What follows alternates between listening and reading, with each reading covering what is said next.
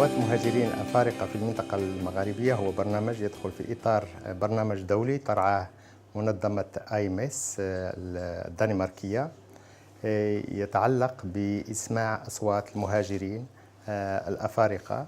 وفيما يتعلق ببرنامجنا الحالي يخص المنطقة المغاربية ويضم 3 دول هي المغرب، تونس والجزائر. وهذه الدورة يشارك فيها 10 صحفيين مختصين في قضايا الهجرة ممن حصلوا على منحة التميز الصحفي في قضايا الهجرة.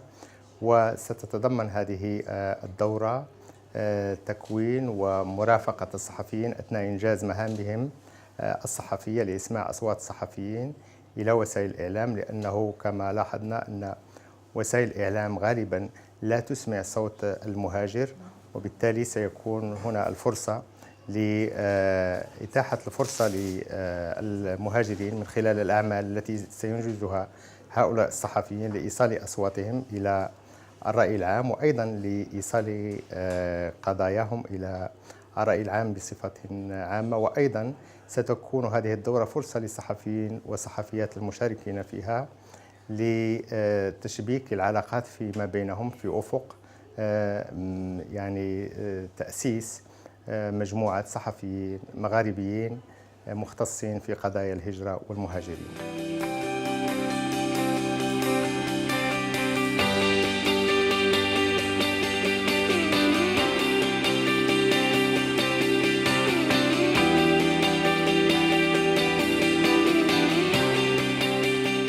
Ces migrants, ils ont trouvé une place, certes une place qui n'est pas toujours une place d'égalité, etc., mais c'est une place.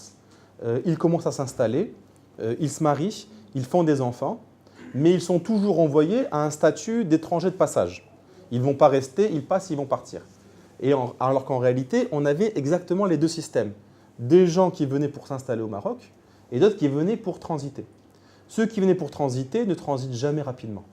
Donc le terme transit, moi je l'ai banni de mon vocabulaire, j'appelle ça l'étape, immigration par étape. Parce que le transit, c'est quand on prend un avion, on s'arrête dans un aéroport, on attend quelques heures et on prend un autre avion. Lorsqu'on arrive dans un pays et qu'on arrive à la frontière, on n'arrive pas à passer, on a vécu des mois dans la forêt, finalement on fait un retrait stratégique vers la ville.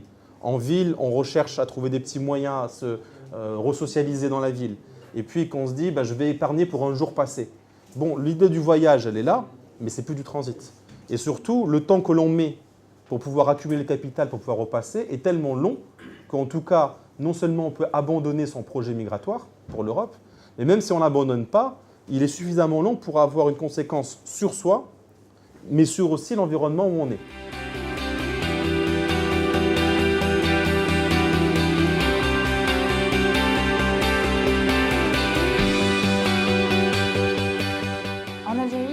Le droit d'asile. Donc l'Algérie ne donne pas à quelqu'un le droit d'être réfugié. Elle a donné délégation au HCR pour le faire. Donc le HCR peut donner une carte de réfugié à un certain nombre de personnes. Mais donc il s'agit de personnes considérées comme vulnérables par le HCR.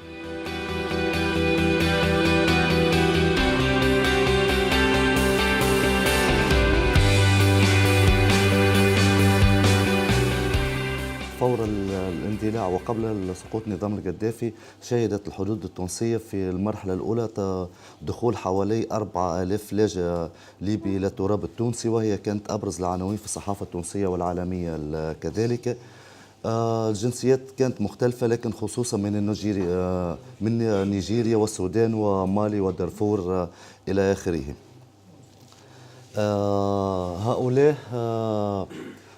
هؤلاء اللاجئين يعني أول ما وصلوا إلى الحدود التونسية كان الموضوع غير منظم، لا من الجيش لا من المنظمات الدولية، لا أي شخص كان جاهز لاستقبال هذا الكم من الهائل من اللاجئين، ولا حتى الصحافة التونسية عرفت كيف تتعامل مع الموضوع يعني بمهنية، وبالتالي كانوا في العراء عشوائيا يقيمون إلى حين دخول المفوضية السامية لشؤون اللاجئين على الخط، وهي ومنظمة الإغاثة العالمية والإسلامية تابعة للإمارات وإنشاء مخيم في منطقة اسمها الشوشة، لذلك عرف في العالم بمخيم الشوشة.